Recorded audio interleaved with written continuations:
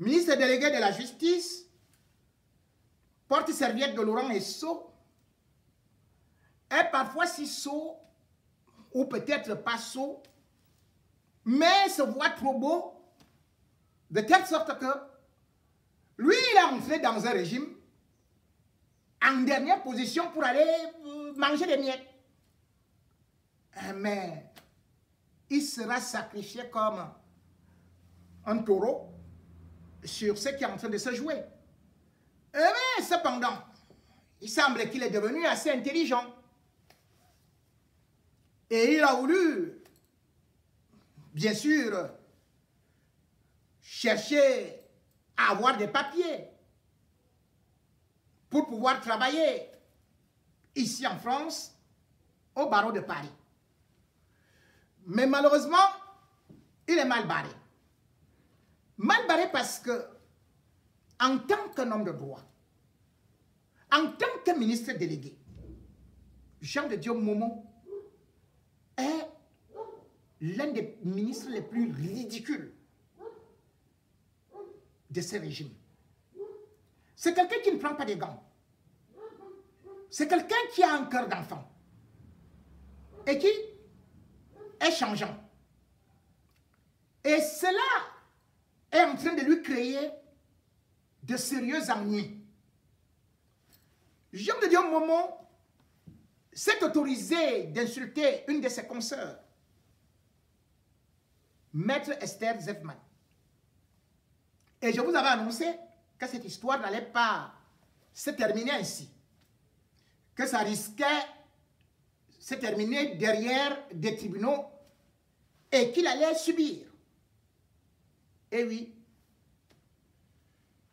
le procès de Jean de Dieu Momo est donc en train de se tenir actuellement à la chambre, à la 17e chambre correctionnelle de Paris. Vendredi 21 mai 2021, c'était donc l'une des audiences qu'on appelle audience de relais interruptive de prescription trimestrielle.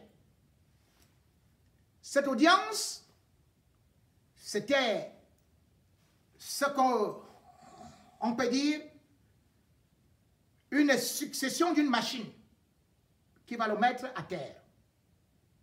Parce que les faits qui sont reprochés à Jean de Dieu Momo sont très graves. Et au-delà de ça, son adversaire, une femme de fer, une dame de fer, avocate expérimentée, a aussi pris quelqu'un de très expérimenté.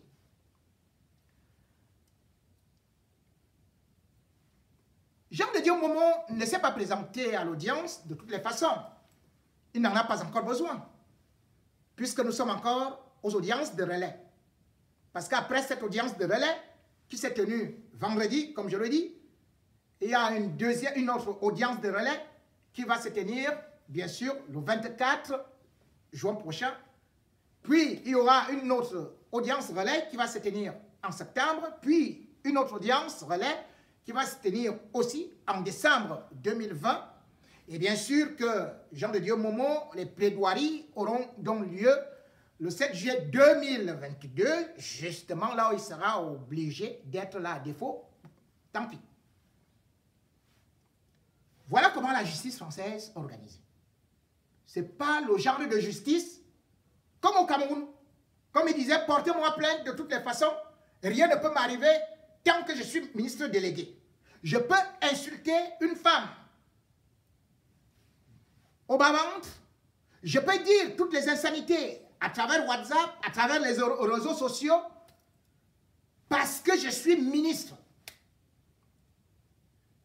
Jean de Dieu Momo, comme j'ai dit donc, il aura bien sûr, pendant ces plaidoiries qui vont commencer à 13 h et qui vont durer 2 heures de temps, finira par regretter. Regretter parce que il même provoqué. Et il descend à un niveau qui donne des nausées. L'avocate française, Maître Esther Zevman, n'a aucun problème particulier avec Jean de Dieu Momo et ne l'avait jamais insulté. Elle est d'origine camerounaise. Puis, elle avait rencontré, dit-elle, lorsque la première fois elle avait eu à vouloir se défendre, bien sûr, dans la rentrée, le jour de la rentrée solennelle de la magistrature au Cameroun. Rien de plus. Elle est donc invitée dans un groupe WhatsApp, faut-il le rappeler, par Maître Michel Doki. Et le 1er mai 2020, jour de la fête du travail, elle poste, elle fait juste un petit post pour souhaiter bonne fête de travail. Et c'est là Jean de Dieu Momo, ministre délégué de la justice, sort de ses gonds, dépose sa veste, dépose sa cravate et vient verser tout son fiel jusqu'à l'insulter pisseuse. D'autres injures vont suivre que je ne pourrais pas dire pour des oreilles qui risquent d'être polluées. Jean de Dieu Momo, malgré le fait que des confrères aient eu à lui dire de se calmer, Jean de Dieu Momo avait plutôt accéléré. Et d'ailleurs, Maître Esther Zevman avait dû donc saisir le ministre de la Justice, qui est son patron, c'est-à-dire Laurent Esso, sans suite. Elle a écrit au Premier ministre, qui est supposé être le chef du gouvernement, mais qui est plutôt le porteur des chaises, d'une grimba et tout le reste. Mais il n'a pas répondu. Jean de Dieu Momo a donc continué. C'est ainsi qu'elle a saisi, bien sûr, les tribunaux à Paris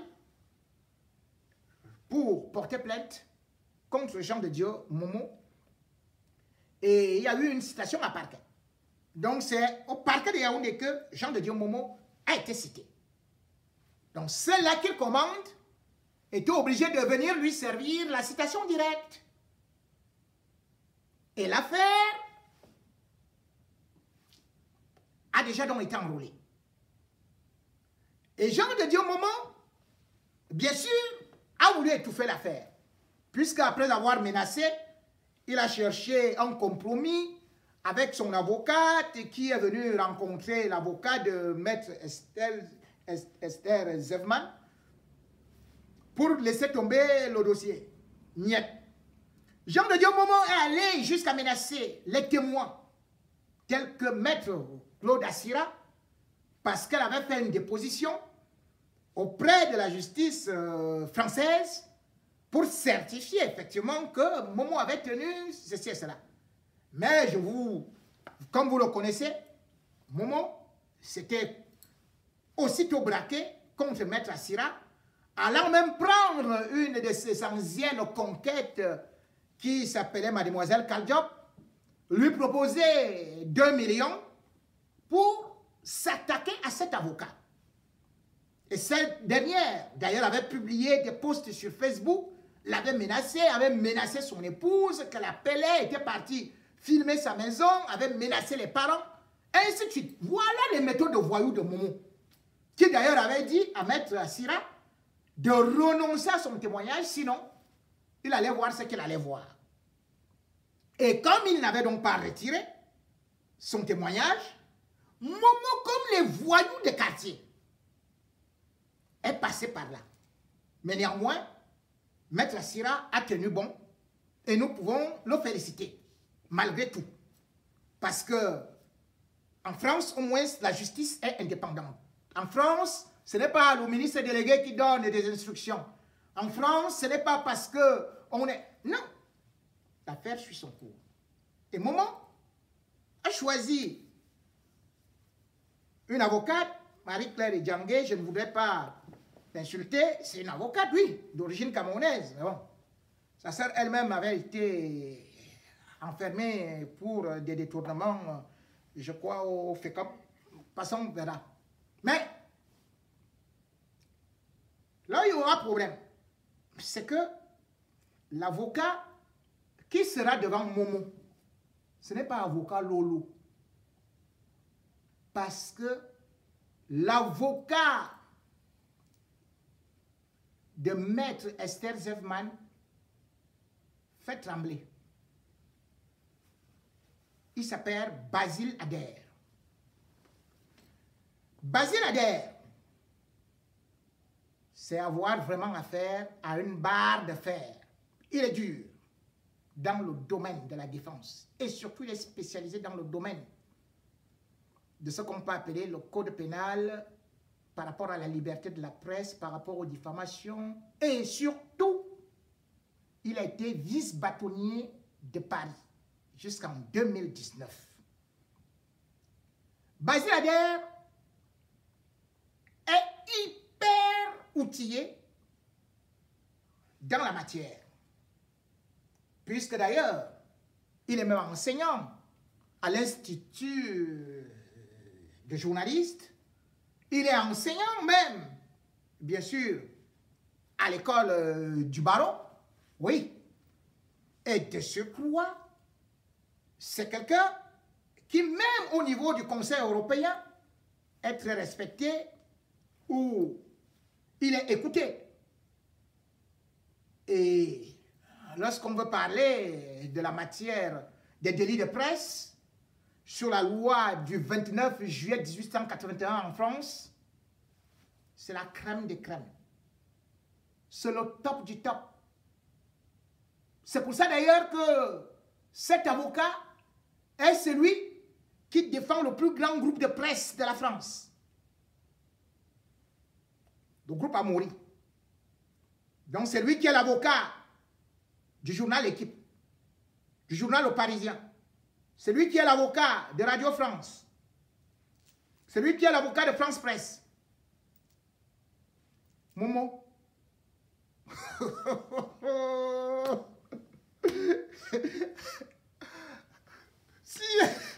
Si on donne les références, Momo commence à trembler. Lorsqu'il y aura des plaidoiries, lorsque vous allez le rencontrer, ce n'est pas avocat Lolo là. C'est le haut niveau. Et tout ce que vous avez dit, parce que Momo allait jusqu'au Gabon, fouiller dans les poubelles, faire le harcèlement, regarder partout, Maître Esther Zevman est passé. Parce que le Cameroun est un pays extraordinaire. Dès que vous avez affaire à quelqu'un, vous portez critique à un gouvernement, vous portez critique à une opération qui a échoué. La seule chose qu'on fait chez vous, c'est d'aller regarder les caleçons, les dessous de caleçons. Oh, tel est pédé, tel a couché avec tel. Oh, yo, sa femme a fait ceci. Oh, mais, oh, son enfant a fait ceci. C'est un gouvernement qui est comme ça.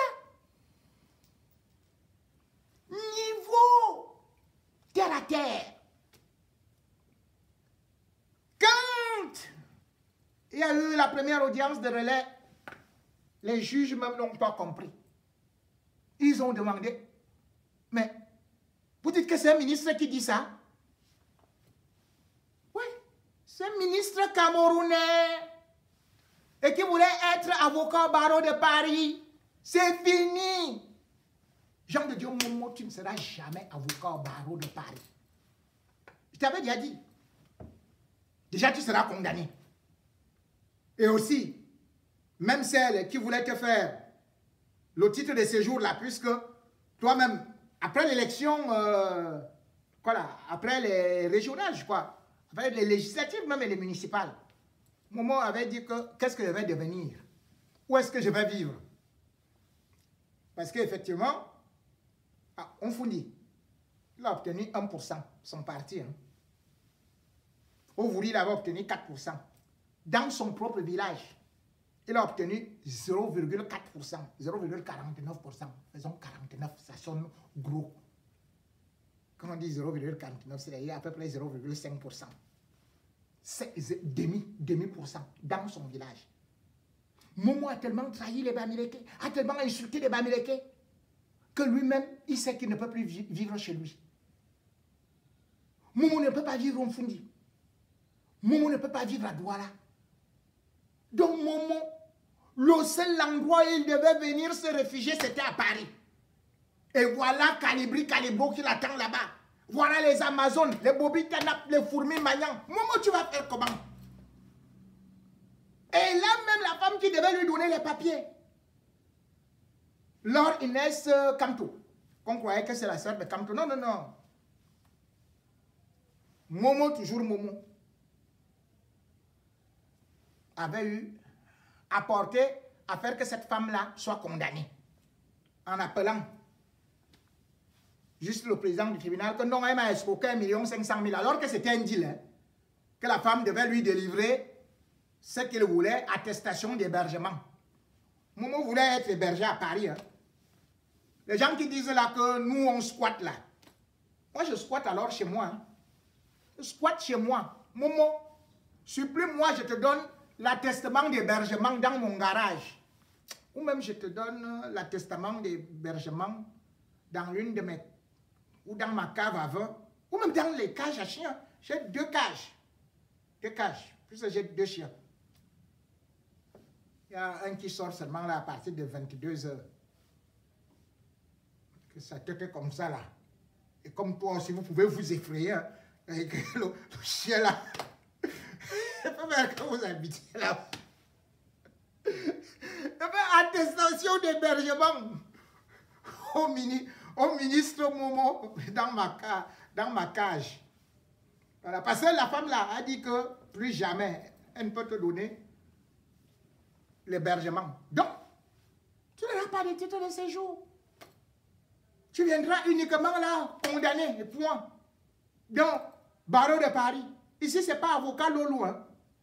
Esther Zepman. Ah non! Elle a fait fort.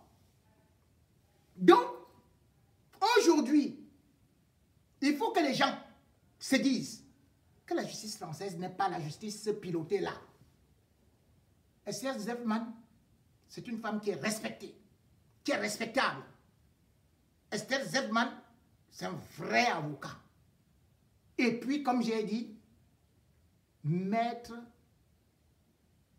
Basile Adair, il va vous mettre à terre.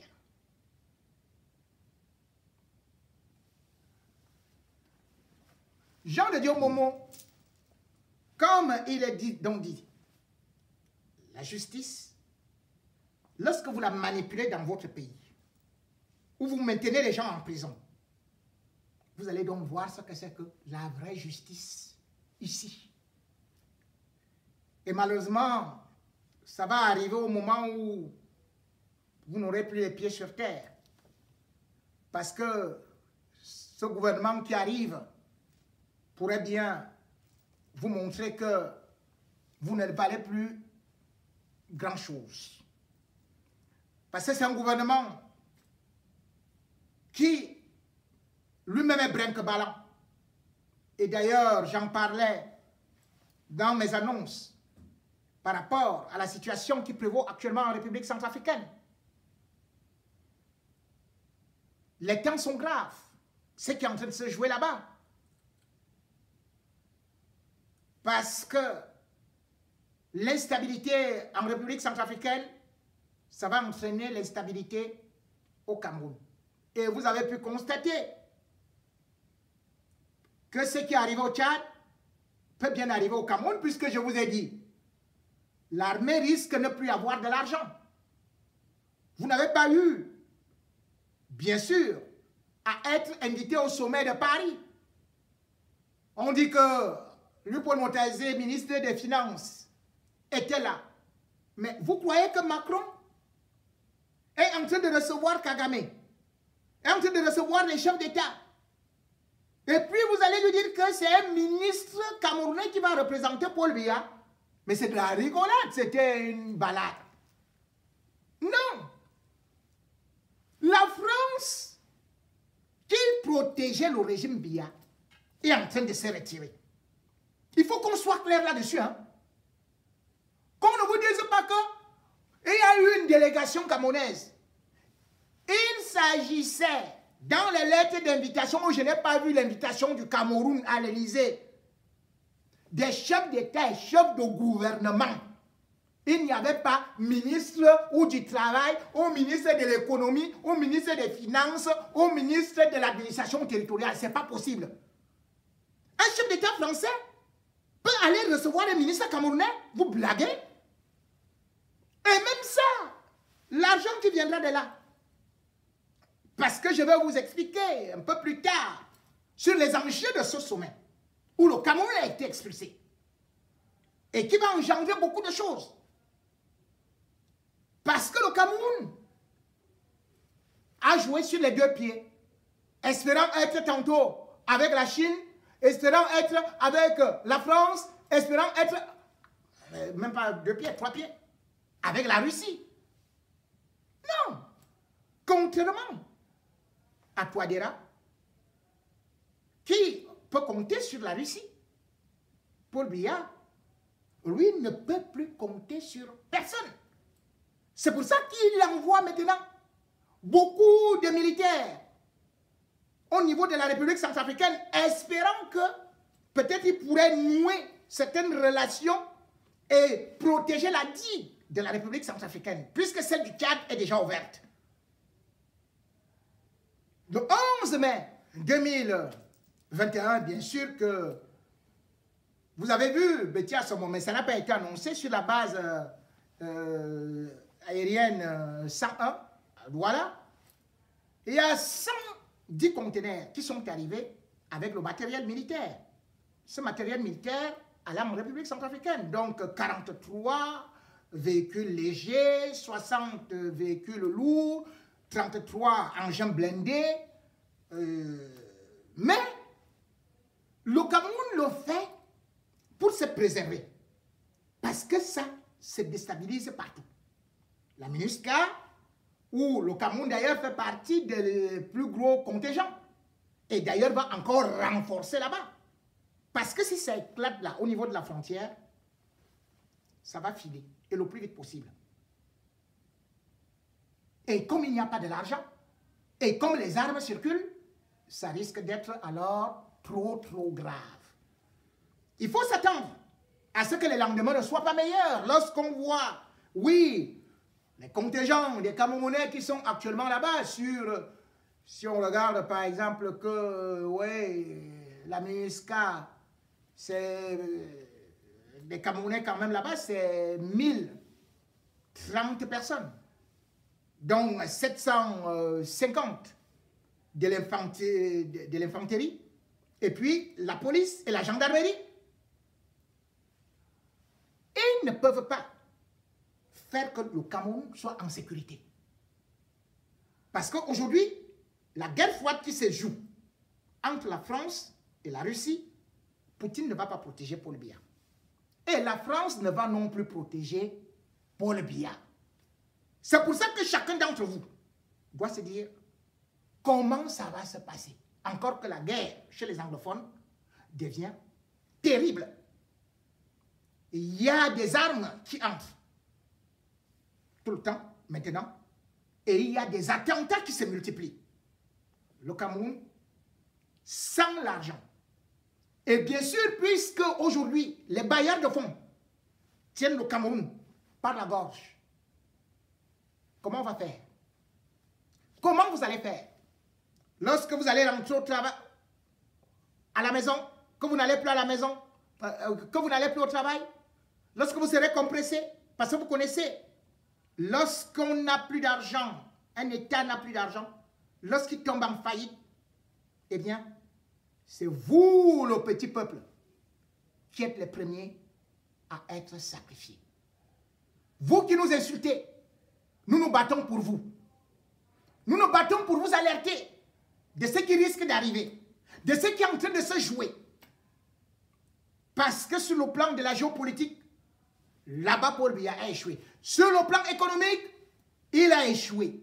Sur le côté social, il a échoué. Le bilan de ce qu'on vous dit, émergence 2035, c'est le Cameroun en friche.